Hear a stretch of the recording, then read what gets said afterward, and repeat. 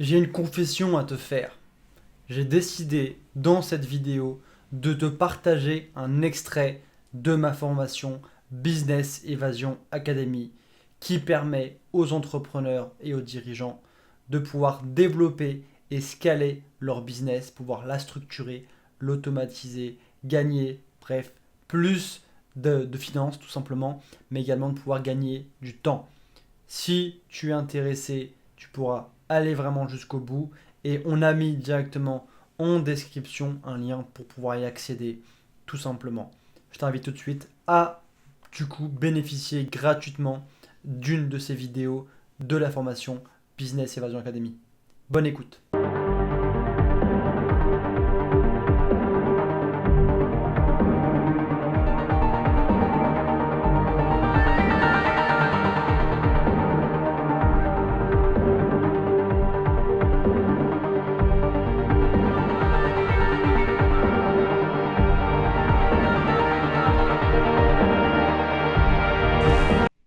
Quelles sont les conséquences du manque de temps et du manque d'argent aujourd'hui dans votre quotidien, dans votre vie, dans votre business?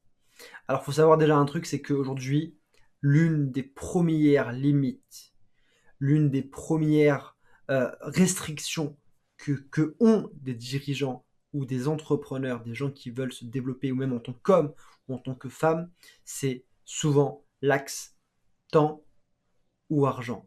Et je vais vous dire un truc. Aujourd'hui, la denrée, la chose qui est la plus rare, c'est pas l'argent. C'est d'abord le temps.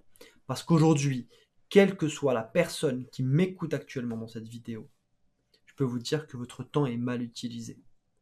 Ça ne veut pas dire qu'il n'y a pas des choses qui sont bien, ça veut dire qu'il y a des choses qui pourraient être mieux faites en termes de temps. Parce que quel que soit votre niveau, forcément, si votre temps était mieux utilisé, vous feriez, quoi qu'il arrive, plus d'argent et vous feriez aussi plus de choses qui vous plaisent.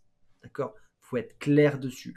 Et c'est pour ça qu'aujourd'hui, la principale contrainte que vous pouvez avoir, c'est le manque de temps et d'argent. Et pourtant, combien d'entrepreneurs vont foncer tête baissée à développer leur business, à chercher à faire du profit, à faire de l'argent, à faire plein de choses, à vouloir avoir le meilleur service, à faire plein de trucs, sans se poser les bonnes questions et sans se poser la question, aujourd'hui, déjà, c'est quoi les conséquences de ce manque de temps et d'argent?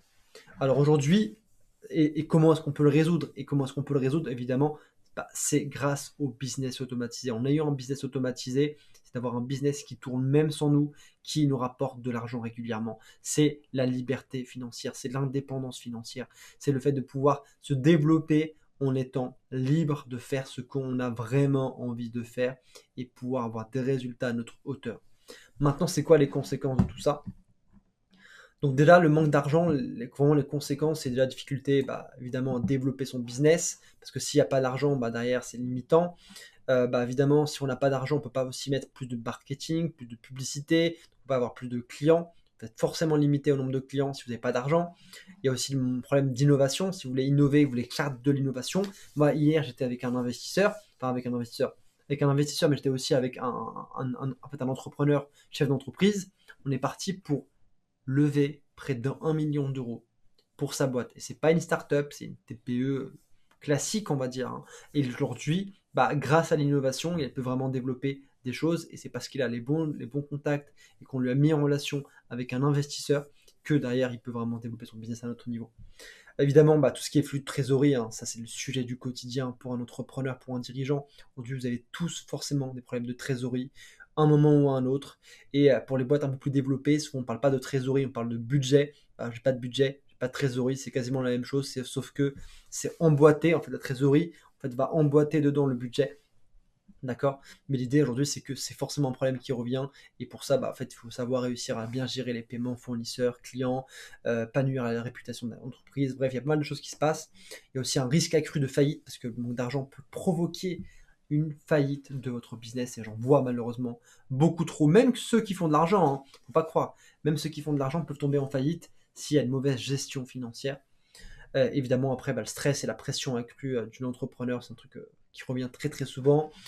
Le manque de temps, bah, évidemment, épuisement professionnel. J'ai des gens qui tombent en dépression, qui sont fatigués, qui font beaucoup d'argent parfois, hein, même. Ça ne veut rien dire.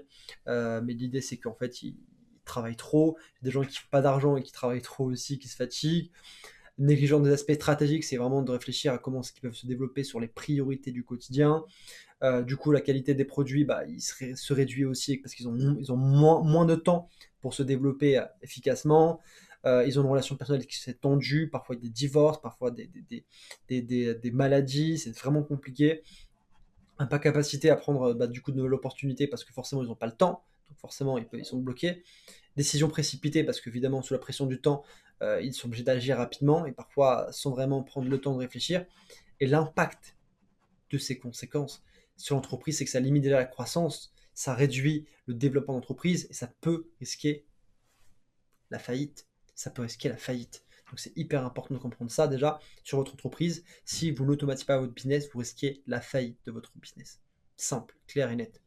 Sur l'entrepreneur, bah, c'est le stress, l'épuisement professionnel qui peut avoir des graves conséquences sur la santé, sur la vie perso, si vous êtes en couple, marié ou autre, et également bah, évidemment sur votre bien-être. Vous pouvez vous épuiser, vous pouvez en avoir marre. Sur les employés, si vous avez des équipes, que ce soit indépendants ou salariés, en fait, bah forcément, ça peut avoir un impact si vous n'avez pas beaucoup de ressources financières ou de temps. Les gens peuvent perdre le moral, ils peuvent être moins satisfaits, ils peuvent vraiment, en fait, du coup, être moins engagés dans le travail. Ça, c'est vraiment dommage. Et sur les clients, parce qu'évidemment, les clients vont ramasser les coûts, c'est-à-dire que si la qualité est moins bonne, forcément, bah, les clients vont être moins satisfaits et ça va aussi nuire à la réputation. Ça va créer comme ça un cercle vicieux. Et tout ça, on peut l'éviter grâce au business automatisé, on peut l'éviter en travaillant sur son business plutôt que dans son business.